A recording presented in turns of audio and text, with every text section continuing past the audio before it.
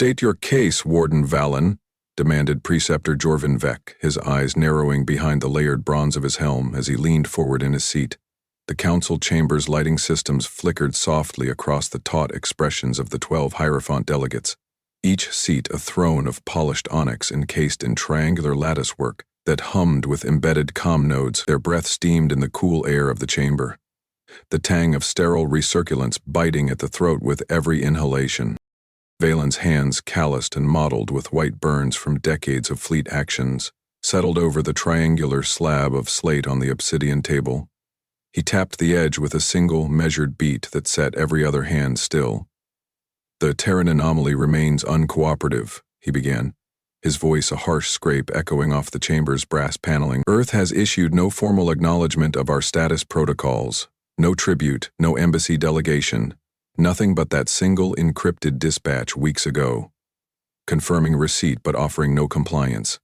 A low mechanical intake of breath spread among the delegates, chests rising and falling in synchronization with the faint whir of the air filtration system.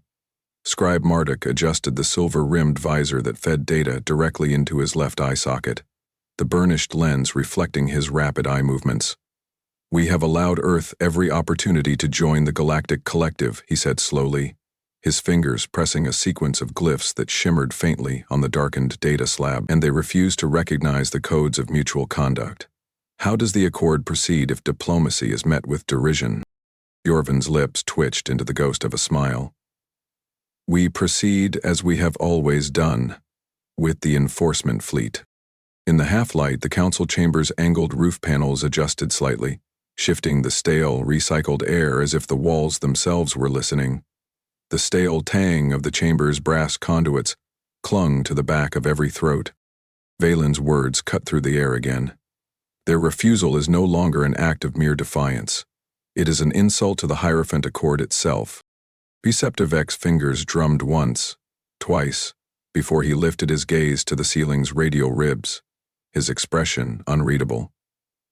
"There are those," he said slowly, each word crisp, "who still cling to the legends of Earth's retaliation in the wars before the Accord's formation. Whispered myths of colonies burned to the core, of fleets erased in transit. Folktales." Warden Valen's eyes, ringed with deep fatigue, glimmered as he forced a smile. "They are only that. The last of the pre-contact skirmishes ended cycles ago. Earth lacks the technological maturity to contest the reach of the Hierophant Accord. Our analysts confirm this in every projection. They cannot harm us." A low chime marked the agreement's finality. The glow of the council chamber's perimeter strip brightened fractionally, revealing the carved reliefs of conquest, the subjugation of the Aran reaches, the absorption of the Aroni enclaves, all etched into the obsidian walls. The air in the chamber grew dry and thin, each breath pulling moisture from the tongue. Delegate Rokan, his uniform an iron-stiff weave of ceremonial bronze, shifted his weight in his seat. "Then let it be stated in record, Earth is a developmental anomaly. They will be pacified by force if required." The words were captured in 1,000 recording arrays hidden in the chamber's arches. No further debate. No appeal to the faint traces of caution that lingered at the edge of every mind. In that moment of finality, the distant thud of magnetic locks disengaging echoed through the floor, reverberating up through the spines of every seated figure. The Hierophant Accord's enforcement fleet was already in motion, staging maneuvers beyond the orbital plane of the fifth planet, fueled by confidence and the absolute belief that no system could stand alone. Outside the council chamber, the corridor lights pulsed softly in rhythmic sequence, alien script crawling across the heads-up displays of armored sentries posted at every corner. Their respirators rattled with each inhalation, the rank breath of recycled air mixing with the antiseptic tang of sealed compartments. Within the human territories, no broadcasts of outrage or fury rose to meet the Accord's declaration. In Earth's orbital strategic division, a sunless chamber beneath a web of carbon strand conduits, Director Varn Halvek stood with his back to the flickering relay conduits. His uniform was plain, the seams at the shoulder line as rigid as the look in his eyes. His adjutant, Orlin Harth, watched the incoming data from the Accord with a tight jaw, his fingers tense against the edge of his console. The Hierophant Accord has finalized their decision. They'll be sending the fleet, he said, his voice as steady as the cold currents of air cycling through the command center. Halvek gave no nod, no visible reaction. His breath came slow and measured, the tang of the air heavy with the scent of old steel and friction-laced gears. Acknowledged, he said, the word spoken with no rise in inflection. Orlan's eyes flickered to the lower readouts. No surge of troop mobilization, no planetary alerts. Orders, sir? Kolvek's gaze shifted from the console to the triangular window that opened above the command deck, the distant light of Sol filtering through layers of alloy-laced shielding. Prepare the fallback protocols, he said at last, his tone even. Contingency 4 remains untouched. For this very reason, the conduits in the ceiling above them rattled as pressure equalizers shifted, the weight of expectation in the room pressing at every man's chest. Sir, with respect, Orlan pressed, lowering his voice. The Accord believes Earth will fold without resistance. They do not see us as a viable threat. Halvek's jaw tensed, his throat shifting with the steady beat of thought. He let the tension stand unchallenged for a moment before he spoke again. Then let them come. No further explanation. The overhead light shifted slightly, an amber glow replacing the previous white, as status panels updated silently across the command deck. Rows of armored plates aligned into the composite structure of Earth's defenses, each segment mapped and ready. Far above, the Accord's ships coiled around the cold perimeter of Sol, their flanks ridged with ion intake arrays and sensor spires that mapped gravitational fluctuations in the outer arcs. In those alien vessels, the air was sweetened with synthetic floral blends to calm the mind, an aesthetic touch that failed to mask the steely edge of the order they served. Warden Valen stood at the prow of the Hierophant flagship, his gloved hands resting on the railing of the central observation deck. Through the angled viewports, he watched the relay lines of the fleet stretching across the orbital path, the curvature of Earth a distant, cloud-veiled disk. His adjutant, Commander Thren, approached with the slight hiss of composite armor plates aligning in rigid sequence. The fleet is in position, Warden. All signals confirm readiness to engage. Valen did not turn, his eyes tracing the data glyph scrolling across the transparent command panels built into the deck rail. Earth's silence means nothing, he said, his voice low. They will learn that ignoring the Accord has a price. In the quiet of Earth's command vault, Halvek stepped forward to the central console, his fingers gliding across the cold, ridged surface as he accessed the dormant contingency logs. Green indicators pulsed in methodical rhythm, no fanfare, no alarm, only readiness. He turned slightly, catching Erlin's gaze. Begin the final confirmations, he ordered, his tone as level as the pulse of the Earth itself. When they cross our line, they will find no easy path forward.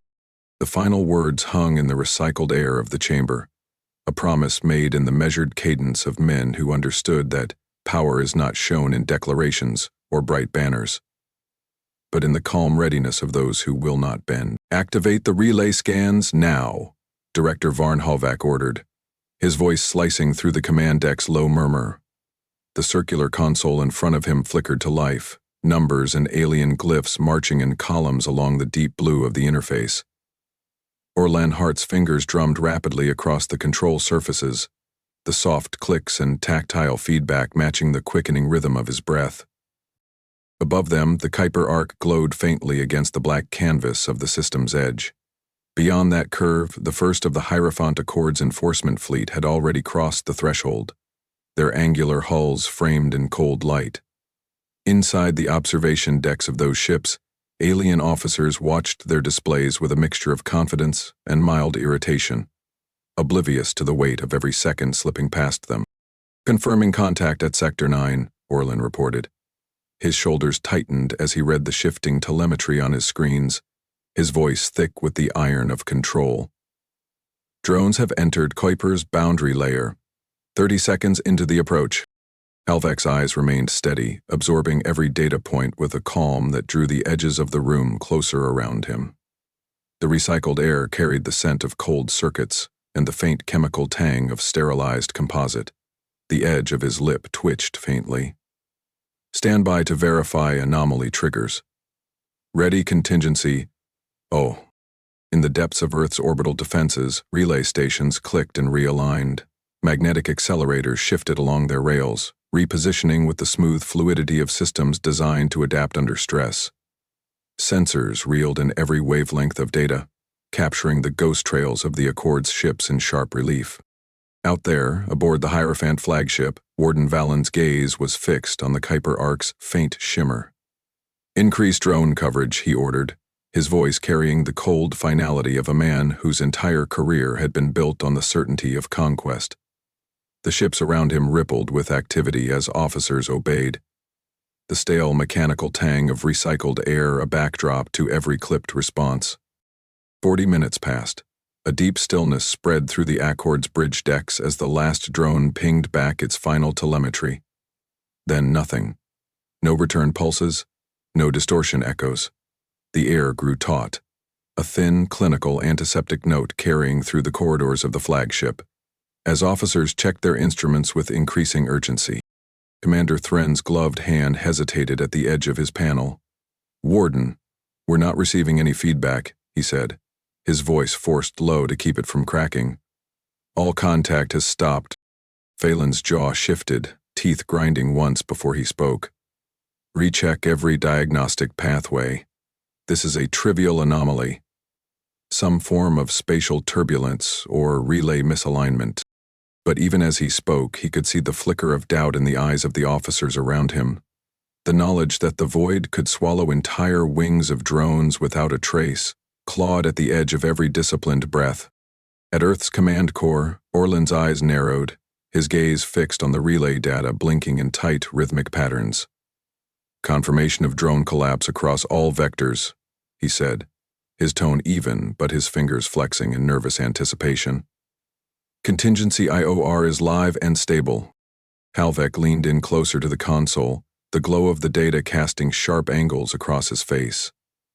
"Begin sequence integration," he commanded, the words measured and steady. Across the orbital grid, Earth's contingency nodes came online one after the other, each a dark shard of logic embedded in the relay networks. They were not weapons in the traditional sense. They were acts of rewriting, of turning the enemy's own reach into a trap of confusion. Inside the Accord flagship, static charges played along the heads-up command interfaces. Officers shifted uneasily, the dull scent of composite polymers biting at the back of their throats as they watched status lights flicker from green to red without reason. "Navigator report," Valen demanded, his fingers drumming on the console's edge. "Warden, our relay beacons are reporting misaligned vectors," the navigator said, his voice unsteady as the feed scrolled past in jagged glyphs. "They're sending us conflicting signals. Some say the drones are still in motion, others show them destroyed or vanished entirely." Valen's nostrils flared. "That's impossible. No fleet interference could achieve that." Back in Earth's vault, Orland watched the secure logs update. His brow tightened, and the dry air of the chamber made his next breath catch at the base of his throat. "Accord's data flow is fragmenting. Their fleet's internal data lattice is misreporting positions." Halvek's response was a single word: "Good." Outside, in the empty reaches of the Kuiper Ark, the enforcement fleet began to maneuver. Hierophant warships realigned along curved flight paths, sensor spires rotating in confusion as reports poured in that made no sense. Some captains tried to dampen the tension in their voices as they issued orders. Others spoke in clipped commands that snapped like brittle glass. Valen's gaze never left the viewport, but his knuckles had whitened on the railing.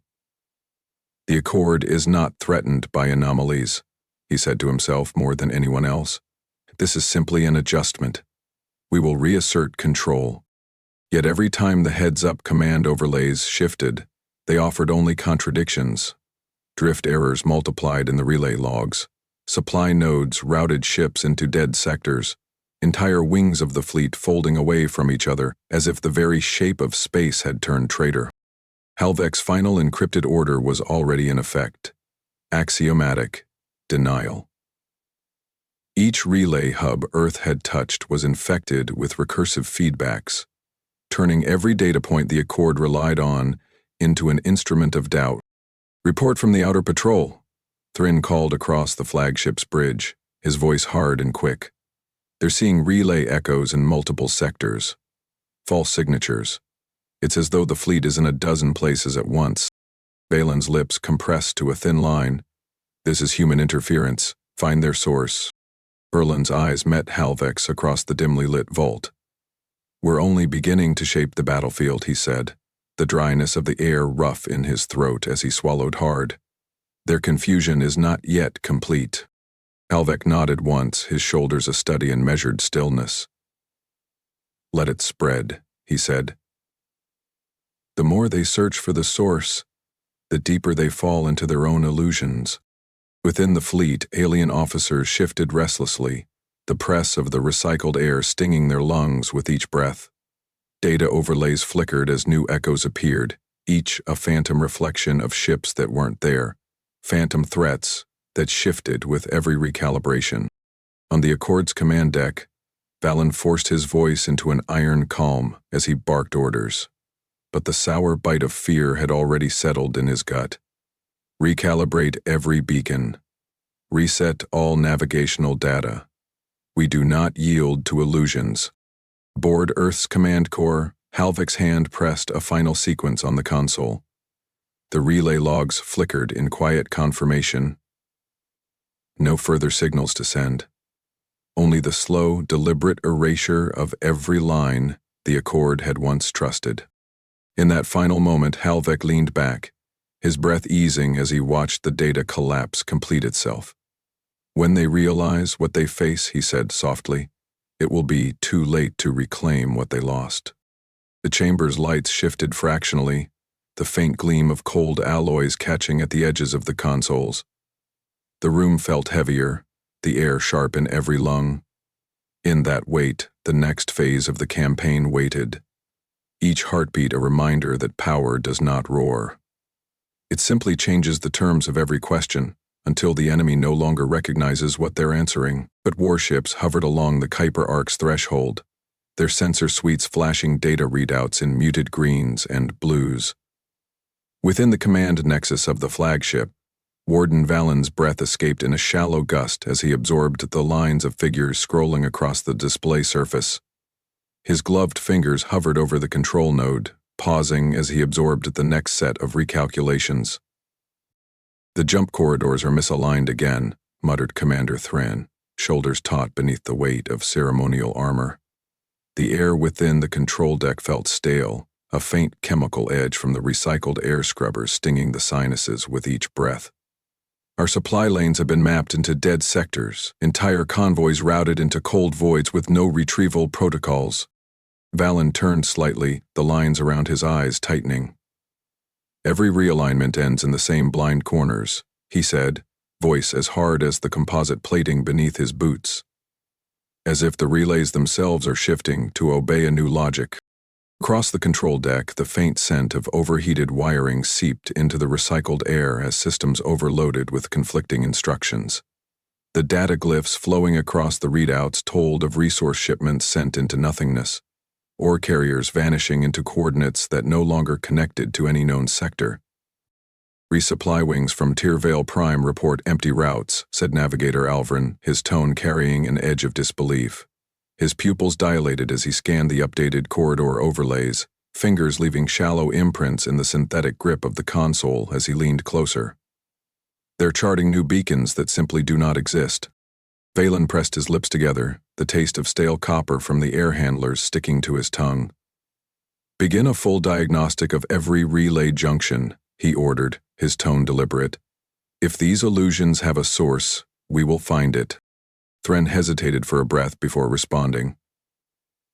"Warden, there are whispers, rumors, of Earth's capacity to manipulate data beyond traditional sabotage. They say." Valen's hand snapped to the edge of the console, the sharp crack of knuckles on reinforced alloy halting the flow of words. "Superstition and speculation have no place in this chamber. Facts, Commander. Nothing else." A technician at the secondary console swallowed visibly, sweat tracking a thin line down his cheek despite the cooled air cycling through the chamber's vents. "Warden," he said, voice cracking under strain. "Our external scans show no foreign signatures, no enemy ships, nothing to mark an attack." Valen's gaze drifted to the hologlyph of the relay map, a swirling tangle of pathways now bent out of alignment. The once straight vectors of movement fractured and redrew themselves with every new scan, corridors intersecting and folding back in ways that defied every known algorithm of stellar navigation. "Then Earth is turning our reach inward," he said, the words grinding out with the weight of realization. "We have never faced an enemy who doesn't contest the field with warships, but instead with the corridors themselves." In distant sectors, supply ships flickered across shadowed lanes, their viewports framing nothing but the icy glare of distant stars. Each crew reported phantom signals, faint echoes that vanished the moment they tried to track them. Aboard one such carrier, Captain Derrick slammed his palm against the cold composite of the console, the thin bite of static electricity grounding into his wrist as he barked into the comms channel. "Confirm the supply route.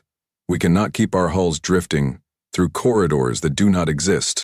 His comms officer flinched at the edge of the console, fingers skittering across controls that refused to stabilize the coordinate locks. "Sir, the beacons. Every time we re-input them, they shift. There's no constant alignment anymore." On the flagship, Valen watched the data unfold, each new report another fracture in the grand illusion of control. "Deploy the internal investigation protocols," he said. "If the sabotage is within, I want the names of every conspirator." Commander Thren's jaw flexed as he met Valen's gaze. "We will find no traitors, Warden. This is not an enemy within. This is the shape of Earth's denial." "Then let every deck be searched," Valen snapped, breath ragged with the tang of recycled air heavy on his tongue. "Let every corridor be swept clean of the faintest trace of betrayal." Across the fleet, data spools updated in tight columns. No gunfire. No shields raised in challenge. Only the slow unraveling of trust. Officers walked the corridors of their own warships with measured steps, eyes darting to every flicker of a data relay's glow, as if it might reveal a hidden saboteur. Within the intelligence chambers of the Accord's central nexus, Scribe Marduk read aloud the intercepted fragments of Earth's transmissions, coldly delivered sequences of numbers, each a needle threading doubt into the weave of the Accord's unity. "Ellie, send no formal challenge," he said softly, fingers trembling on the edge of the data slab. "No declaration of war. Only the quiet manipulation of every expectation we held." Valen's eyes narrowed, pupils contracting as he watched the final data overlay resolve into a blank field. "They do not need to fight us directly," he said. "They have simply removed the battlefield from beneath our feet." On the outermost decks of the flagship, junior officers huddled in hushed knots, the filtered air thick with the scent of cold polymer and the static crackle of overtaxed data conduits. Their voices dropped to low murmurs, rumors of Earth's old campaigns, of worlds left broken not by fire, but by fractures in logic and order. "Paramoxism. They say Earth's only weapon is doubt," one young navigator whispered to another, the words tasting of old fear reborn. "And doubt," the other replied, his eyes flicking to the flickering readouts, "can kill more than any cannon." On Earth's command deck, no celebration marked the slow collapse of the Accord's faith in itself. There was only the steady rhythm of men who understood that victory was not in the thunder of guns, but in the erosion of certainty. The relay logs continued to shift, every new line of data a fresh contradiction. Supply convoys charted for safe lanes instead blinked out of reach, each jump corridor a corridor to nowhere. As Valen turned away from the main display, the copper tang of recycled air burned at the back of his throat, the cold weight of realization settling across his shoulders. "This is how they fight," he said, his voice low and edged with an understanding that cut deeper than any blade. "They do not stand against us. They simply make us stand against each other." The faint echo of boots against the composite floor of the control deck drew every gaze as another officer approached, head bowed beneath the weight of a report that offered no hope. "Warden," he said, the word a final note in the quiet ruin of the moment. "Our data is no longer our own." Valen's reply was as cold as the data that blinked beneath his fingers. "Then we are no longer ourselves." Valen's final words in the control deck echoed in the memory of every officer who heard them. His expression had been stone, an unwavering promise that Earth's manipulation would not prevail. Yet as the next phase of the campaign unfurled, even the strongest faith began to splinter. Inside the flagship's strategic nexus, Commander Thren studied the overlay of tactical signatures, his brow furrowed with tension that no recalibration could ease. The recycled air tasted sharp on his tongue, cold and dry with the tang of overworked filtration modules. Rows of data glyphs scrolled across every console, the alien script no longer carrying the weight of certainty it once did. "Project Induction is active," he murmured, eyes flickering from one feed to the next. "We're intercepting event chronologies that don't match any previous engagement." He spoke in a clipped cadence that betrayed the weight behind his words. Valen's shoulders squared, the stiffness in his posture matched by the cold glare he leveled across the room. "Show me the feed," he ordered, voice taut, as if to keep the foundation of their authority from crumbling beneath him. The projection panel at the center of the nexus flickered with data streams. Accord ships firing on targets that, moments before, had not existed. The phantom images danced across the field in sharp, flickering pulses of threat. Officers leaned closer, breath steaming faintly in the chill of the control room. "Multiple fleets engaging," reported a young navigator, fingers moving with a frantic precision as he parsed the confusion. "These aren't sensor errors. They're cohesive, full formations mapped with exact squadron tags." Valen's lips drew into a hard line. "The enemy has rewritten the field itself," he said. His voice carried the cold conviction of a man seeing the truth too late to stop it. In the corridor beyond the control nexus, the air vibrated with tension. Officers moved with a careful urgency, the sound of boots against the composite flooring a steady rhythm that cut through the hushed confusion. They spoke in low voices, their faces drawn tight with the realization that nothing they had been taught could prepare them for a war fought in illusions. Across the fleet, phantom threats bloomed in every sector. Hierophant ships aligned to confront them, energy signatures flaring as weapons arrays locked onto targets that only existed in the data streams Earth had woven into the Accord Zone protocols. On the deck of the flagship spearhead cruiser, Captain Rovek pressed a hand against the cold metal of his console, the static discharge biting at his skin as he barked orders. "Recalibrate targeting arrays. Confirm the enemy signatures with visual checks." The helmsman's throat worked as he swallowed, the recycled air tasting of cold copper. "Sir, there's nothing to see. Every confirmation channel repeats the same formations. They're real in the data, nowhere in sight." Robek's jaw tensed as he watched his command dissolve into confusion. "Engage as ordered," he said. The words caught in his throat, but he forced them out. "We will not falter before phantoms." On the Accord homeworlds, unrest spread in the streets. Data pulses broadcast to civilian enclaves painted images of phantom attackers in every sector, and men who had never known fear found themselves searching the sky for threats that did not exist. The cold, sterile air of the public halls carried the edge of old doubt, and whispers of betrayal flickered across every conversation.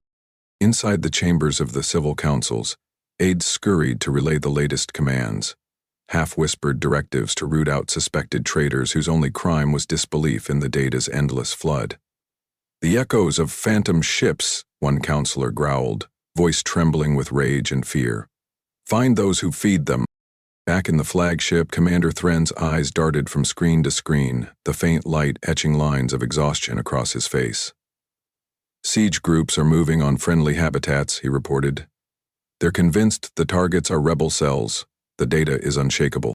Valen's fists clenched at his sides, the recycled air pressed hard in his chest, every breath a reminder of the stakes. "They've turned our own strength inward," he said. His voice carried the weight of the truth no weapon could erase. In the outer corridors of the fleet's largest carrier, Rows of troopers advanced in formation, every visor feed mapped to targets they could not see. Their footsteps echoed in tight columns, a cold symphony of discipline and fear. Orders came through the data streams in rapid succession, each pulse of command another spark in the fire of confusion. Within Earth's command vault, Director Varn Halvik watched the data feeds in utter calm. The air around him was cold and still, each breath measured and even, as he observed the fruits of their labor. "They see only what we allow them to see," he said, his words measured as the beat of a pulse. "Let the phantoms devour their certainty." Orlin Harth shifted his weight beside him, the tension in his shoulders an unspoken question. "They're fighting themselves," he said. His voice was a bare murmur, but every syllable carried the chill of understanding. Halleck's reply was as calm as the faint glow of the dataglyphs. That was always the intent. Across the Accord's fleet, the echo of battle cries rang out as ships engaged targets that flickered in and out of existence. The cold, synthetic scent of battle-ready decks filled the corridors, and officers barked orders that would only lead to deeper ruin. In the flagship's war chamber, Valen stood before the updated battle map, each new data point a betrayal of everything he had believed. His fingers twitched once, the motion betraying the iron resolve in his stance. "Recall the siege groups," he commanded. "This is madness. Phantoms cannot be our enemies." Yet even as he spoke, another feed lit up, showing friendly ships locked in combat with illusions that moved as though guided by real minds. The flash of energy discharges painted lines of fire across the data streams, each one another step into a war that existed only in their minds. In the aftermath of each phantom clash, habitats burned, settlements struck down by men who believed they were defending their people. The taste of smoke hung in the air on those worlds, mingling with the sterile tang of containment fields failing under stress. Valen closed his eyes for a moment, feeling the cold ache of the deck beneath his boots as he steadied his breath. "This is how they break us," he whispered to himself. "Not with force, but with the weight of our own illusions." In Earth's command vault, Halvik turned from the data feeds, the faint scrape of his boots against the deck the only sound in the chamber. "Project Induction has reached full saturation," he said, his voice quiet and resolute. "Let them believe every shadow has teeth." Director Halvik's final statement in the command vault had resonated across every console, his calm tone anchoring the weight of Project Induction's full reach. As the final data pulses rolled back into Earth's encrypted archives, the fleet of the Hierophant Accord found itself facing an enemy that had never appeared on any radar. Yet no one among them was prepared to admit defeat outright. On the Accord's capital world, the Council convened in the High Chamber, its vaulted arches lined with banners from conquered territories. Each sigil a reminder of conquests now irrelevant. Preceptor Jorvin Vek sat rigid in the central dais, eyes locked on the fleet reports flickering across the heads-up projectors built into the black stone of the council floor. The air in the chamber was dry, each breath carrying the tang of old dust and ion residue from the air handlers working overtime to maintain atmosphere. "Earth has not fired a single shot," Jorvin said, voice steady but carrying a weight that pressed into every ear. "Yet our forces are locked in battles that do not exist, our worlds tearing themselves apart in the name of ghosts. We have misjudged the human threat." The counselors seated around him shifted in their high-backed chairs, the scuff of fabric against the composite armrests a quiet discord beneath the heavy tone of the chamber. Scribe Marduk, ever the archivist, adjusted the tight straps of his ceremonial harness. "A parley vessel," he said slowly, voice creaking with the hesitation he could not mask. "One ship, under the white flag of the Accord, crewed by men whose loyalty is beyond question. If Earth can be reasoned with, it will answer." A murmur rose from the side chambers, each counselor's breath carrying the weight of disbelief. "What answer do we expect?" asked Delegate Rakan, his tone lined with the cold edge of pragmatism. "They have shown they do not care for our terms. No demands, no broadcasts, only the echoes of what they have taken from us."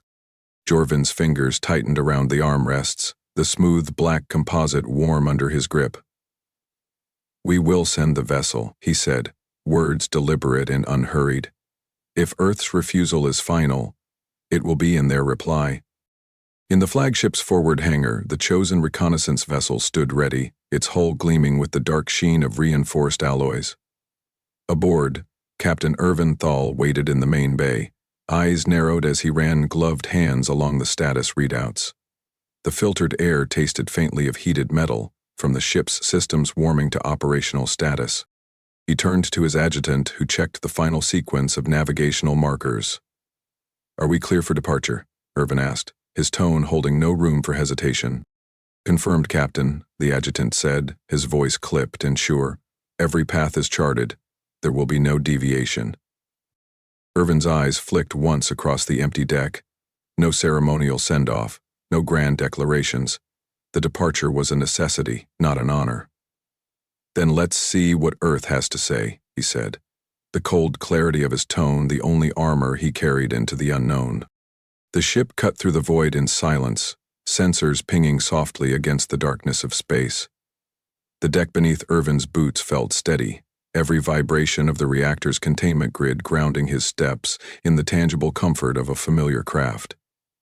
The smell of ozone scrubbers replaced the stale tang of council chambers, the cold recycled air carrying none of the weight of human conflict. At least, not yet. Past the Kuiper Arc, they crossed into the gravitational field of Earth's domain, the navigational markers flickering in and out of alignment. "Reading interference," the adjutant said, his voice an even murmur as he studied the console. "Telemetry feeds are inconsistent." Irvin placed a hand on the shoulder of the young officer, the contact steady. "Stay on course," he said. "This is a mission of words, not war." The final approach was marked by the absence of any visible obstruction. No human ships appeared to intercept, no defense grid rose in challenge. Only the quiet drift of cold stars and the subtle hiss of the ship's environmental systems filled the space around them. "Final approach," the helmsman called out. His throat bobbed as he swallowed, the recycled air dry and cold against the roof of his mouth. No transmissions detected, nothing at all. Irvin felt the weight of that emptiness settle in his chest. "Record every channel," he ordered. "Even if we hear nothing, let it be known we came with words, not blades." Then the darkness closed in. No markers, no signals, no response. They crossed the threshold of Earth's claimed boundary, and the ship's lights flickered once, systems adjusting to the faint magnetic distortion that washed across the hull. In Earth's command vault, Halvek watched the approach on secure data feeds, eyes calm, breath steady. Erlin Harth stood at his side, the faint scratch of the uniform's high collar against his neck the only sign of discomfort. "Ready." "He will find no one to greet them," Halvek said, voice low and unhurried. "Our answer does not come in words." Orlin's throat tightened as he watched the data logs. "They will return to their masters with the message they asked for, even if they do not understand it." As the vessel approached the final designated coordinate, Irvin stood tall on the bridge, the faint taste of sweat mingling with the cold air as he held his stance. "Earth," he said, voice quiet but resolute. "If you are there, answer." The only reply was the static hiss of open channels. Then the ship turned, its course charted for the return. No contact, no sign of the human presence they sought. When the vessel re-entered the Accord's perimeter, it was as empty as the void itself. Docking clamps engaged with a dull clang, reverberations pulsing through the hull as the ship settled in the bay of the flagship's forward cradle. Boarding party approached, eyes wary beneath their visors as they stepped into the shadowed interior. Each footstep was a crisp percussion against the composite deck, the cold bite of recycled air sharp in every lungful. The ship's passageways were bare, no crew, no life, only the echo of their own movements followed them as they pressed forward. At the heart of the vessel, a single phrase etched into the reinforced bulkhead caught every eye. The letters were clean, cut deep into the alloy, each line deliberate and unyielding. "You were warned." Valen read the words in the dim glow of the deck lights, his breath shallow as he traced the finality of that message with his eyes. "They said everything without ever speaking," he murmured, voice flat and heavy. Around him no one spoke. The cold certainty of Earth's refusal settled over them all like a weight they could not shift. The message etched into the reconnaissance vessel's hull had already begun to spread across the Accord's homeworlds, a final echo that demanded attention. In the capital city's tribunal hall, Preceptor Jorvin Vec took his place at the head of the chamber, his breath steady despite the cold weight in his gut. He looked out at the counselors seated in an arc before him, each face lined with the strain of too many questions and no answers. "Today we restore order," he declared, his voice carrying the clipped authority of a leader who refused to let fear show. "We convene not to seek peace with Earth, but to repair the fractures in our command." The words tasted dry on his tongue, the recycled air biting with each breath. Lights embedded in the arched walls glowed a steady blue, illuminating every motion of the counselors as they settled in for the session. The room's smooth stone carried the faint tang of cooling conduits and old iron, the scent of recycled air mingling with the sharp edge of sweat as tension rose in the chamber. Scribe Marduk keyed in the tribunal's opening statement, fingers tapping across the control pad in a sequence as fluid as the water channels that once marked the city's ancient river. "Opening protocols confirmed," he said, the measured cadence of his voice giving shape to the quiet dread that coiled around them. Jorvin turned his gaze to the heads-up panels lining the chamber's upper reaches. "The record stands," he said.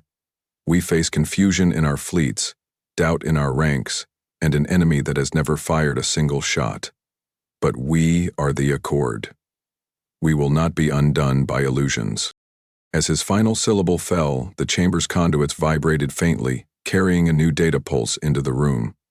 Marduk's eyes narrowed as he scanned the updated feed, his brow knitting at the flicker of alien glyphs that appeared alongside the tribunal's normal code. "Preceptor," he said, the edge of caution sharpening each word, "there is an unaccounted data stream merging with our vote sequence. It's integrated so cleanly, I can't find the point of entry."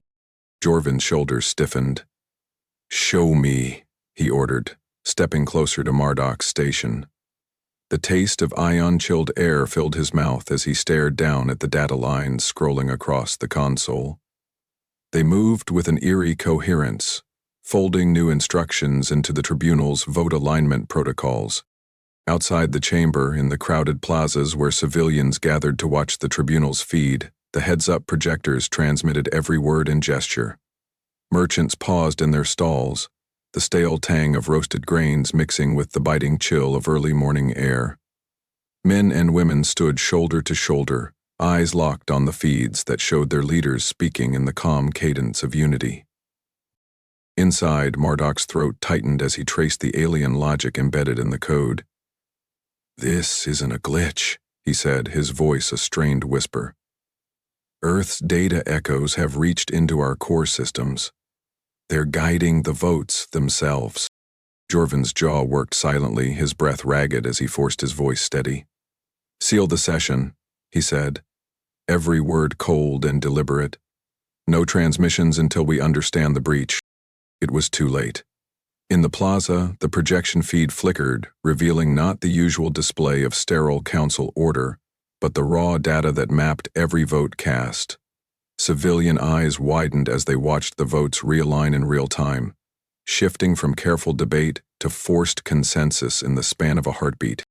On the upper tier of the tribunal, Delegate Rokon rose from his seat, the subtle rasp of his cloak's heavy weave against the chair's composite frame carrying a note of disbelief. "This is not possible," he said, voice tight with horror.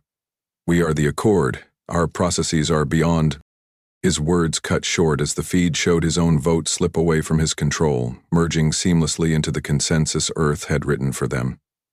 In the plaza below, a hush spread like a ripple through water, the sharp scent of sweat and fear rising in the press of bodies. "Warden Valen," Jorvin barked, turning to the security chief who stood watch at the chamber's edge. "Initiate emergency purge protocols. Cut the feed, lock down the data cores." Alan's lips pressed into a thin line as he moved to comply, But the readouts before him had already begun to fracture. The data pulses rolled across the tribunal's central console, washing away the commands as quickly as they were issued. The purge codes are being rewritten as we input them, Valen said, his voice taut with the realization that every safeguard was already compromised. Earth has rewritten the language of control itself. In the civilian plazas, men and women pressed closer to the projectors, the dry bite of the cold air lost in the heat of collective betrayal. Fathers held their sons tight, the rough cloth of uniform sleeves biting against small shoulders. Merchants locked their stall doors, the iron scent of sweat mixing with the tang of fear as they watched their leaders exposed. Jorvin's fingers tightened on the rail that circled the tribunal dais.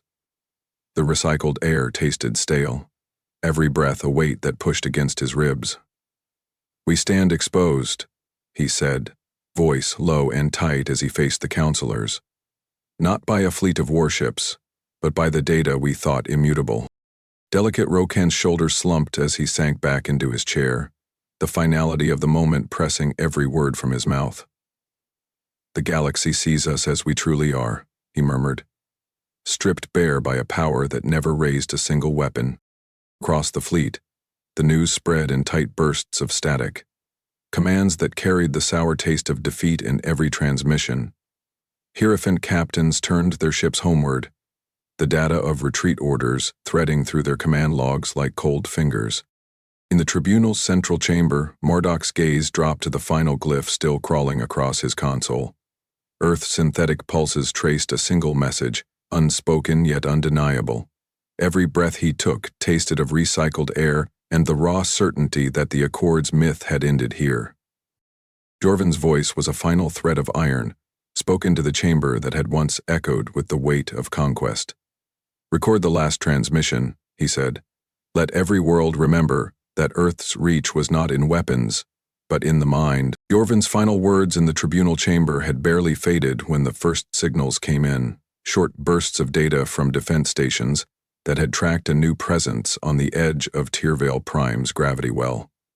In the command bunker beneath the Accord's Planetary Council dome, the stale scent of filtered air mixed with the cold bite of fear as Warden Valen pressed his hand to the console's edge, the synthetic composite warm under his skin.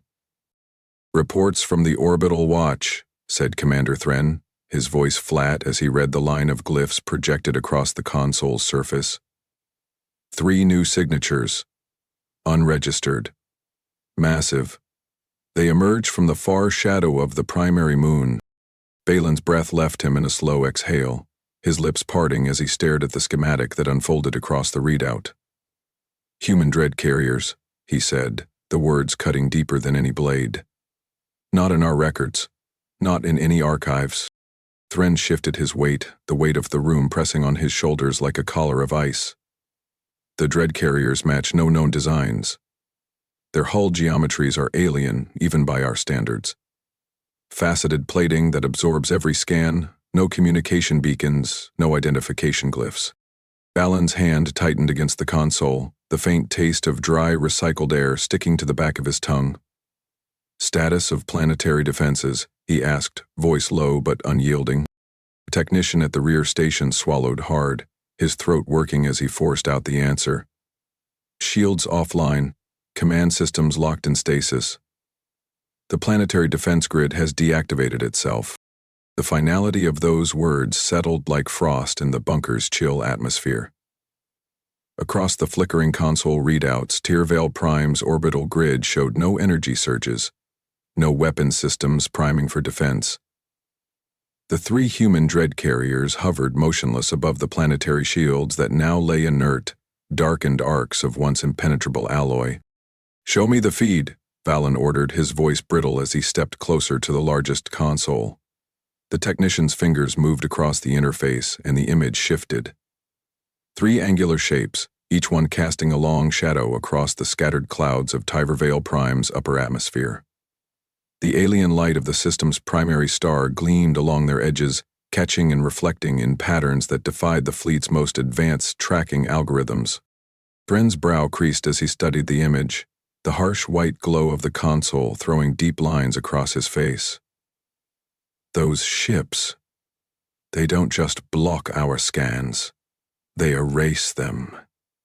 We see them only because they choose to be seen.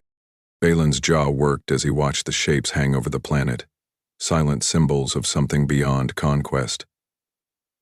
Earth waited until we had torn down our own strength, he said, his voice a quiet rasp. Now they stand above us, and there is nothing left to contest. In the council tower above, Preceptor Jorvin stood at the observation window, the reinforced transparasteel cold against his knuckles.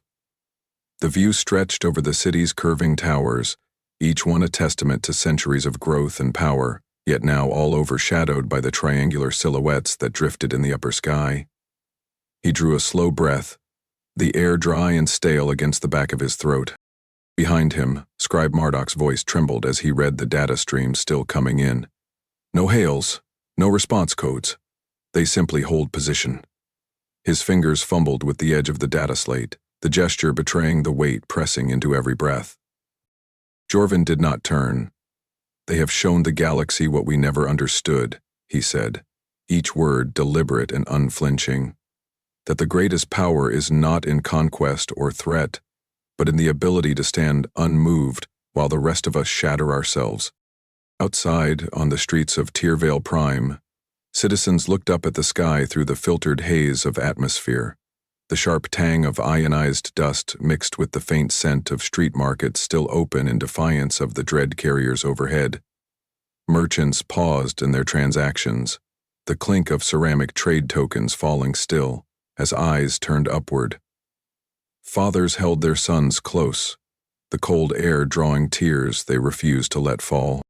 Within the planetary control bunkers, officers stood at their posts, hands gripping console edges that no longer offered guidance. Each station showed the same image, 3 dread carriers, unmoving and absolute. Valen turned from the main display, his boots scuffing against the polished composite floor. We have no commands left to issue, he said, his tone a hard-edged certainty. They have made their statement without a single word spoken.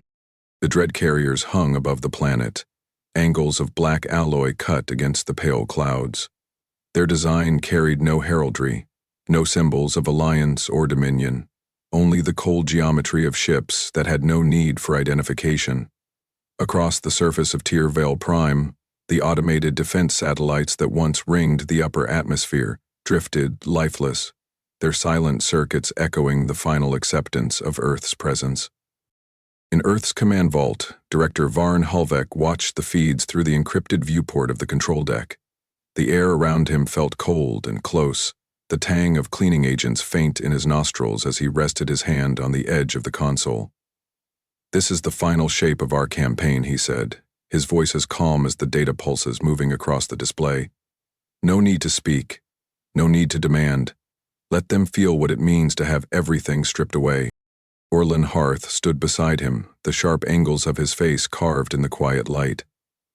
And when they understand? He asked, the question rough in his throat. Halvek turned his gaze from the console, his eyes catching the faint green glow of status indicators along the walls. Then we leave, he said. We were never here to conquer, only to remind them that power unchallenged becomes its own final answer. As the human dread carriers remained fixed above Tyrvale Prime, the weight of their presence pressed into every corridor of the Accord's planetary structures. There were no demands issued, no ultimatums broadcast across the crowded channels. The ships themselves were the message. An unbroken line of control that no council debate could erase. In the final moments of that day, Valen stood beneath the flickering lights of the planetary command bunker, his breath tasting of cold air and the memory of every failed order he had given. We have nothing left to say, he murmured, the words spoken to the shadows of the chamber, rather than any living soul. The ships above did not move, did not answer, did not need to. And in that final quiet, the shape of Earth's will was made clear, not through conquest, but through the certainty that nothing needed to be said at all. The dread carriers remained motionless above Tyrvale Prime for a full cycle of the planet's primary star, their black forms stark against the faint wash of upper atmosphere clouds. In that span of hours, No transmissions came from their hulls. No sign of occupation or conquest followed. Then, as swiftly as they had arrived, they withdrew, disengaging their anchoring fields in a smooth, silent drift that left no vibration in the corridors of the Accord's command station. In the planetary control bunker, Warden Valen watched their departure with eyes that burned from too many hours fixed on screens. "It ends without a single order given," he said, his voice stripped of every note of defiance. "We built our power on the illusion of unity. Earth showed us the cost of that lie." Commander Thren, standing at his side, felt the stale cold of the bunker air cut deeper than the recycled taste of synthetic filters. "They never claimed our worlds," he said quietly, his voice weighed by the enormity of it. "They showed us that we were never ready to hold them at all." As the last of the dread carriers slipped beyond the line of sight, the planetary grid flickered back to life. Defense satellites resumed their idle rotations. Comms relays pulsed in soft, steady patterns once more. Above Tyrvale Prime, however, new shapes remained. Earth's final mark. High in orbit, dormant satellites settled into equatorial stations. Their dark forms caught the pale glow of the system's sun, featureless and unadorned. No signals broadcast from them, no active emissions betrayed their intent. They simply hovered in eternal watch, silent reminders of what Earth had chosen to leave behind. In the council chambers of the Hierophant Accord, Preceptor Jorvin Vek's knuckles whitened around the edge of the council table. The air tasted faintly of rust from the condensation in the ducts, the old alloys weeping thin trails of moisture. "We will record this in the final archives," he said, each word clipped with an exhausted finality. "Earth came, revealed itself, and left us to the weight of our own illusion." Scribe Marduk's fingers traced lines across his data slate, the scratch of stylus against reinforced crystal, a quiet percussion in the hushed room. "The new coalition charters will be rewritten," he said, the quaver in his voice the only crack in his measured speech. "The clause is already being drafted. No engagement with Sol-based entities without unanimous consent." Jorvin's head bowed, the tension in his shoulders visible even beneath the ceremonial layers of his uniform. "It will be the first line," he said. "The caution that binds every new council together, a promise written in the memory of what Earth forced us to see." On the surface of Tyrvale Prime, citizens gathered in small clusters beneath the clear dome of the capital's upper terraces. The air was crisp with the scent of freshly cut alloy from tradesmen repairing shop fronts damaged in the confusion of the Phantom War. Eyes lifted to the distant shapes of the satellites in the sky, each man and woman silent as they absorbed the new reality. Fathers rested hands on their sons' shoulders, the weight of that moment pressing down in quiet understanding. Back in Earth's command vault, Director Varn Helvek keyed the final log entry into the secured archives. The filtered air felt cool against his skin, the faint taste of cold water from the reclamation system cleansing his mouth. "Operation concluded," he said, his voice calm but firm. "No need for occupation or treaties." The lesson was the message. Orlin Harth stood nearby, his hands clasped behind his back, the motion small but deliberate. "The galaxy will remember this day," he said, each word a quiet recognition of what they had shaped. "They will remember not what we did, but what we left them to find in their own reflection." Helvek allowed himself a single breath of relief, the small motion of his chest the only outward sign. "Record the final transmission for our archives," he said, "then seal all project files. The campaign ends here. It's memory enough to keep the balance we intended." In the outer sectors, new coalitions began to form in the echo of the Accord's collapse. Worlds once distant from Earth's influence now found themselves writing new treaties, with caution at their core. Counselors debated in narrow chambers, the stale scent of ion scrubbers heavy in the air as they spoke in low, deliberate tones. Each agreement began the same way, an invocation of Earth's example as the boundary no one would cross again. Instructors across the 5 major species academies took to their lecterns with a new caution. "Remember this," they told the next generation, voices carrying the weight of history more than any polished doctrine. Humanity never spoke of conquest. They taught that even the quietest domain can become an empire of the mind if left unchallenged.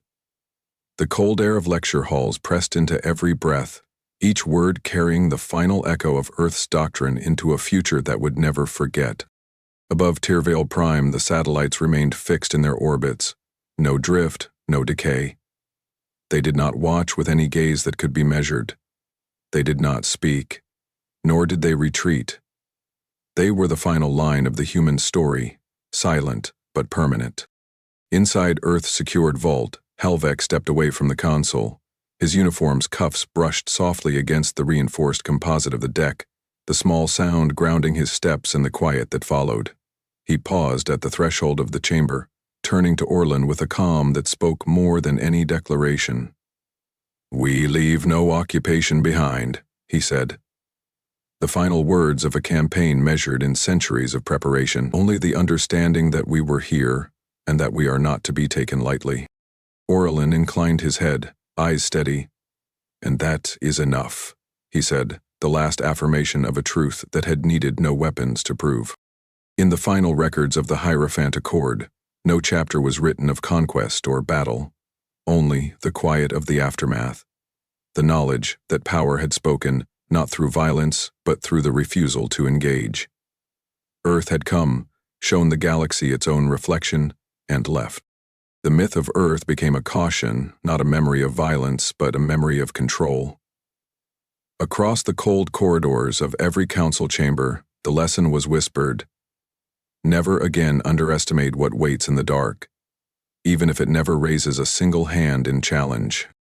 As the final entry in Earth's own secure logs was sealed, Barn Helvek's hand rested for a moment on the console, the faint texture of worn composite beneath his fingertips a last tether to what had been accomplished. Then he stepped away, his breath steady in the cold air of the vault. Outside, the satellites remained. Earth had spoken once, and that was enough. Do you believe Earth's choice to end the campaign without occupation or claim was the right act of power? Let your voice be part of the story. Share your reflections and join the discussion in the comments below.